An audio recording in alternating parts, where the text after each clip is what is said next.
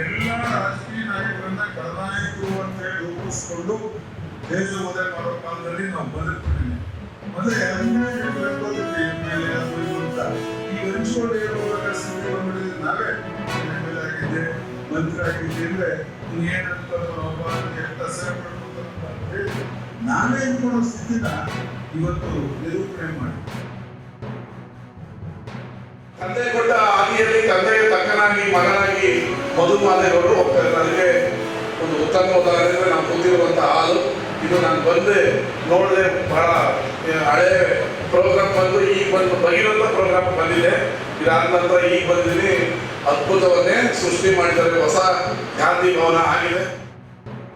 ಇಂಥ ಒಳ್ಳೆಯ ದೂರದೃಷ್ಟಿ ಆಲೋಚನೆ ಒಬ್ಬ ಒಂದು ಕುಟುಂಬದಲ್ಲಿ ಒಬ್ಬ ವಿದ್ಯಾವಂತ ಇದ್ದರೆ ಕುಟುಂಬವೇ ಉದ್ಧಾರ.